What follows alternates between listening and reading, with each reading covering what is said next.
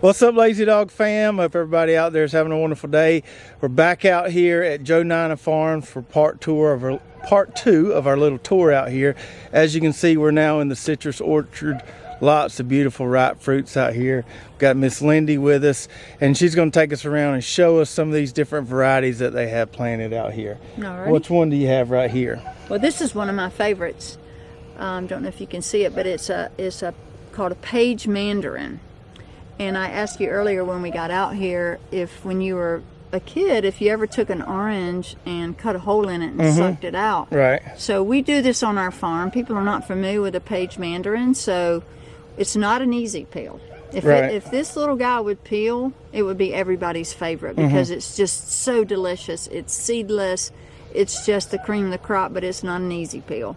So we cut a hole in it when you come in our little store down there, and we said, have you ever had an orange squeeze? And they said no, and I said, well, now you have. Yep.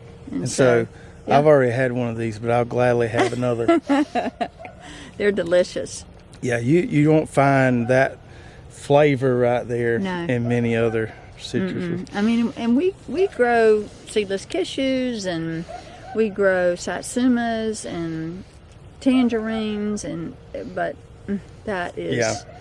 that's really so good. So I was telling her, when I was a kid, my grandfather used to haul produce, and he'd go down to Florida every year and buy almost a truckload of these, and we'd cut them in half and juice them. And it seemed like every year we burnt through about 3 or 4 juicers. But we'd have like jugs and jugs of this stuff in the refrigerator. Yeah. It's so good. Yeah, it's good stuff. It really is. You can get your vitamin C and get your sugar level up in a hurry with those. Let's show them what one of these trees look like here that's loaded down. You can see this tree is an upright tree. It doesn't, it's not a weeping tree like a satsuma. It's an absolutely beautiful, beautiful tree to me. And the fruits are a lot darker, seems like. Yeah, well, they're more orange. They're more pumpkin colored. This one's got a little bit of wind scarring on it. And they're small. Pages are not really big. They're about golf ball, tennis ball size. And, this one's got a little bit of, it's got some sunburn and things on it, but it's a dynamite tasting fruit, and just a beautiful tree to me. I just love the way these pages look. So how do you tell when one of these is ripe? You go by the color? We test the bricks. We have a little refractometer. Okay. And we wait. We know that it's really better after Thanksgiving. And we have Honey Mandarins down the road, the same row here, and they really are better after Thanksgiving. And so people can buy these trees from you? Oh yeah, buy trees and fruit, and come out and clip a basket load of them and take them home as well, or our clipping sips. So if you'll notice, there's a bunch of holes here behind us, and this is where some trees have been dug up. And you said, hopefully I don't say this wrong, you said you've been taking some of the satsuma trees and replacing them with things like the page trees? Yes. Is that right? Since you've discovered the page and realized how good it is? Well, what we've decided to do is we're kind of tilting our business model of our farm to more agritourism. So we're adding things for people to come out and just get some wellness air of wellness out here on the farm is kind of what we're promoting. Education. And along with education, yes. And so when people come out to the farm, they want to experience more than just one thing, and so more than one fruit. So we've added the pages, we've added the honey mandarins, we're adding grapefruit, lemon, seedless cashews, tangerines. We've got some University of Georgia varieties that we're adding. And so what we did was we spaded and dug up these satsuma trees, and people who wanted a grown satsuma tree, they purchased them. Okay, and then that allows you to diversify your orchard more. Yes. Because it started out as mainly satsuma orchard. Mainly satsuma. And now with the agritourism booming, you want a lot of different stuff out here. Yeah, we want you to have more than one thing to come out and pick. And that's probably good for it's probably good for people, your tree sales as well, because then people can see it and then maybe later in the spring actually get one of the trees. Well, and that's what happened with the pages. People said, "What is that little round fruit out there in the grove? I want that." And I said, "Oh, it's a Page Mandarin." So yes, you're absolutely right. It does help. If you can taste the fruit, you can then later know what it is that you might want to buy in the spring and put in yourself. So cool. Let's go see some of these mandarins you've been talking about. the honey mandarins. Honey mandarins. Okay. Yeah. So this is our honey mandarin right here. This is a honey mandarin, and this poor fella is just weeping over. It's so loaded down with fruit. Look at this. It's just laying on the ground. It's so full. So what do you do when it gets loaded and weeps down like that? You just let it break where it breaks and not really worry about it? Yeah, unfortunately there's not a whole lot you can do. We need to properly trim it. If it breaks it off, we just come back in the spring and try to trim it up and save it. But yeah, this is loaded down with fruit. This is a honey. Now a honey is an easy peel. You can see it peels easy. Mm-hmm. And it's another delicious fruit. It's got a thin skin, not a thick skin, so it's not a zipper peel, it's an easy peel. Difference meaning it takes a little bit longer, but it will peel off. And the honey, we've got one customer, and this is their favorites. They bring their whole family, and this is what they want every year. But it is full of seed. And most customers don't want to fool with seed. Now, I didn't know it when I planted these trees here, but they will cross-pollinate some of these satsumas that are right around it, and they'll have seed too.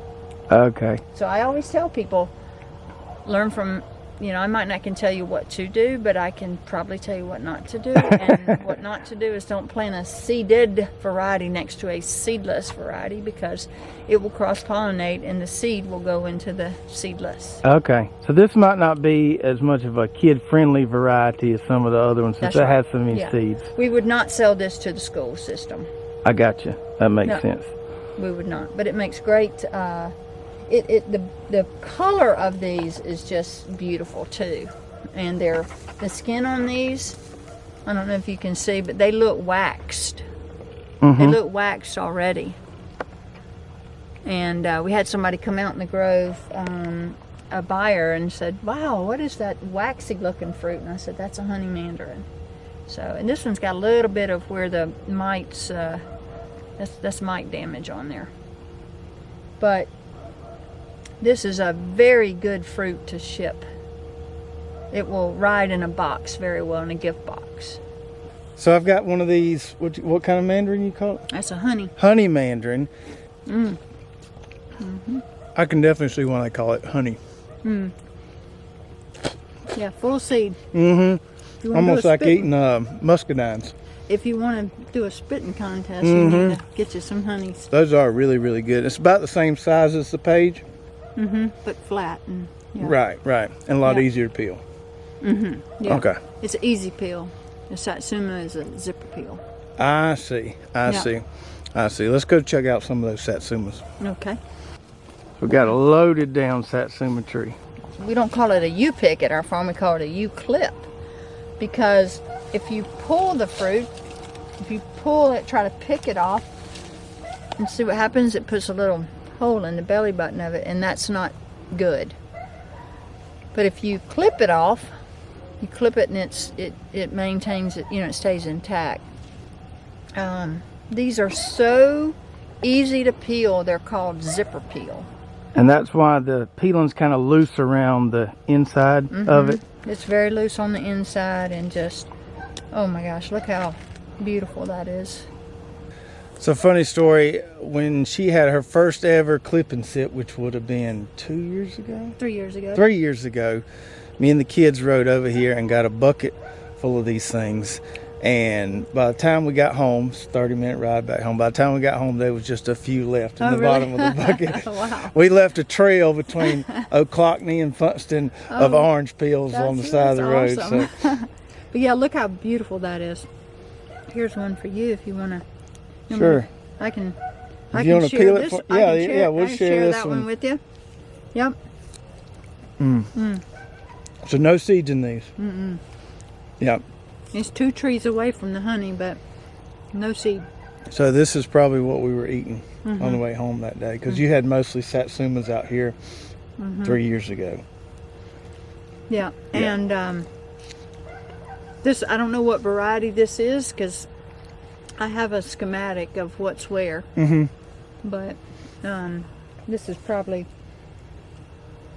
some sort of Frost Warrior or something like that. But I've got 7 varieties of Satsumas out here in the grove. And it's just perfectly natural from the weep, like you said, lean over like this when they get loaded down. They're a weeper. You can see it's laying all over the ground. This tree probably has, I don't know, 300-400 pounds on it. Wow. And Wow. we've already picked this tree once. So one big tree like this, how many pounds of fruit you get off of it per year? 300 to 400. Wow, 300 to 400 pounds. By year 7, you're looking at probably 350 pounds. Goodness gracious. So one tree like this in somebody's backyard can give you plenty. Yeah, that'd be enough for you and Grandma. That's right. So what do we have here? This is a smaller tree than those This others. is a Georgia Kiss. Georgia and Kiss. This tree is one that we transplanted. We just moved this, literally, just a couple weeks ago. So we just dropped it in here. We'll come back after we harvest. We're going to come back and cut all this wire and rope and everything off and mound up this tree. But all we did was just drop it in there and put water on it. So this came from your larger orchard, other grove, and then you brought it here so people could enjoy it at your events. Clip and sips. Yeah. So this is a seedless cashew, but we call them in Georgia Kisses, and they are just to die for. So that's an easy peel as well. Yep. This is a zipper. It zips right off. The difference is, this is just zips off, whereas an easy peel, like the Honey Mandarin, I could okay, peel I it, got you. So that's But more just- like the Satsuma as far as peeling. And this is my grandson's favorite. Oh yeah. And you got to taste this. All right, so we got Georgia Kiss right here. Let your face be the. This is probably the smallest one. Yes. Oh, that's different than the others, but it's Isn't that really good? good, really, Isn't that really good. It's just, to me, it's these little bitty pieces like that. I bet your grandson can eat a lot of those, can he? Well, he's only 14 months. Oh, but okay. We lay it out on this, tray, and he just gobbles it up. So with this Georgia Kiss, will it get as big as some of these other Satsuma varieties? This is going to be a big tree. 'Cause Okay. It's on a big root stock. Okay, okay. So I'm hoping it's going to get really big because it'll produce a lot of these kisses. They come in, I can't really tell from what's left on the tree because people have been clipping it. But they come in clusters. Kind of Okay. like grapes. Okay. Yeah. So this has been getting hit hard by the agritourism That's right, by the in clippers. here. And all those over there don't have anything left. So you tell them, hey, try the little ones there, or they just kind of seek them They out? seeking them. They know. Matter of fact, I had to come pick them because I wanted to have some for my grandson.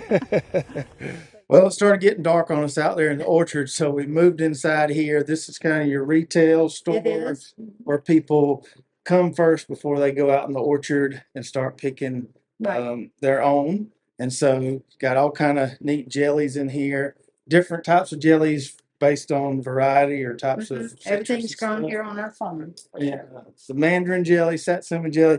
So kind of tell me how it works when someone comes here to want to. For the clip and sip. So the clip part of the clip and sip is we have this farm bag. If you can see it, but it'll hold about 35 pounds of fruit. It's a lot of fruit. So bring a partner to help you. You fill that thing up. It's heavy. Yeah. You come in and you pay for this bag first, and we give you our clippers and take your car keys Okay. as security, just so Right. we get them back and everything.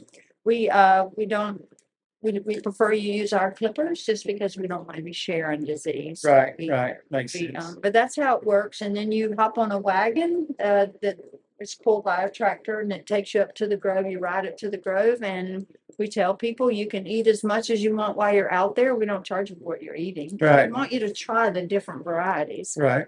there's all these different varieties of Satsumas taste different to us too.